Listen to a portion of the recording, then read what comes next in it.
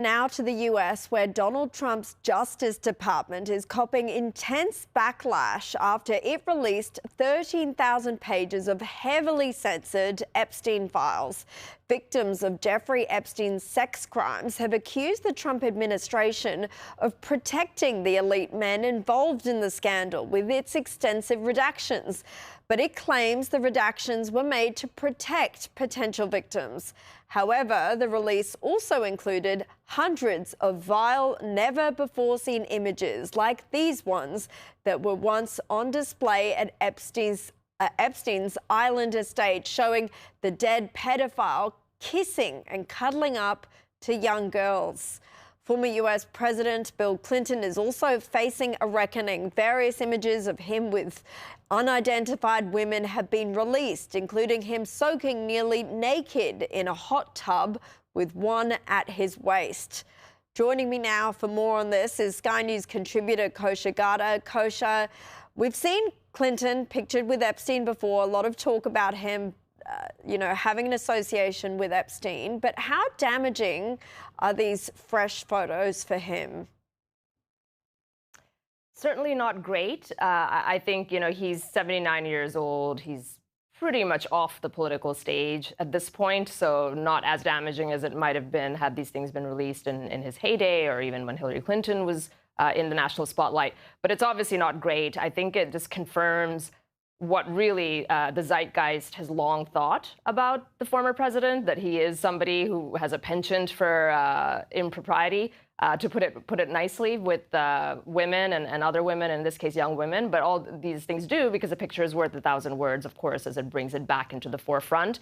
And that's why people are saying this is his reckoning, or it's hard to shake this while it's in the news cycle. Yeah, that was a very diplomatic way of referring to the Monica Lewinsky scandal, I have to say. Nicely done for television.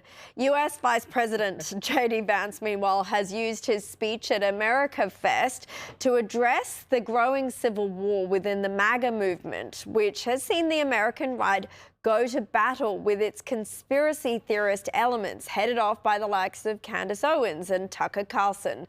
Here's what he had to say. We have far more important work to do than canceling each other. We have got to build, and President Donald Trump is a builder. Charlie Kirk was a great builder, too.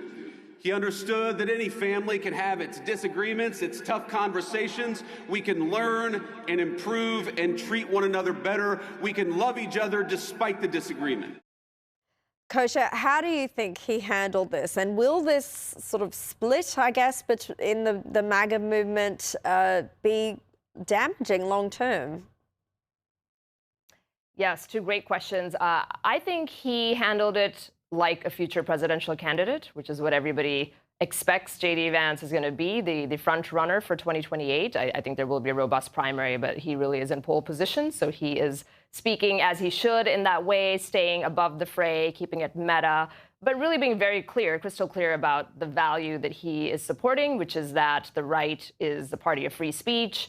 Let everybody have their say. We don't want to censor people or control people. And hey, let's focus on the real enemy, which is the left and the agenda that his side is, of course, trying to defeat. So I think he did well insofar as he could on the stage. And he came closing out AmFest after a few days of a lot of infighting, as you say, which has been happening and spilling out. The dirty laundry is kind of out for everyone to see. So in terms of your second question, what that's going to look like, I do hope that eventually it will, at least in time for the midterms and certainly for 2028, all die down. But it really is at a fever pitch right now. And you do have a dividing line happening on a few issues on the right around censorship, or not censorship, but should we be curtailing certain viewpoints or just let everyone have their say? Also on foreign policy, as it relates to how much the U.S. is continuing to support different countries, including Israel. This definitely is a dividing line that's brightening on the right side of the aisle, I would say. And then lastly, trust in institutions. And there's a big faction of people that don't trust institutions, including the investigation into who killed Charlie Kirk. That has become a big dividing line on the right. These are fundamental things. It's getting pretty ugly, but I hope that J.D. Vance's words and others in his position can pull it all together. Kosha, I probably don't have time to play this next soundbite, but very, very quickly, 10 or 20 seconds, rap superstar Nicki Minaj, she shocked fans. One of the most unexpected Hollywood developments this year. She's apparently turned Republican and is working with Trump's White House on Christian persecution in Nigeria, and now she's appeared for a Q&A hosted by Erica Kirk at Turning Point USA. Were you surprised to see, I guess, this shift from Nicki Minaj? Yes, not something that you would expect. She did give a hint about it, Caroline, in the past, where she, in 2012, rapped some lyrics supporting Mitt Romney, who was not exactly a big, bright person on the right, and she did that. Whether she was serious or not is up for Kosha, debate. I'm sorry, And, I'd love so to she's talk to you continuing in that. more about Nicki Minaj and other rappers. We do have to leave you there. Thank you very much.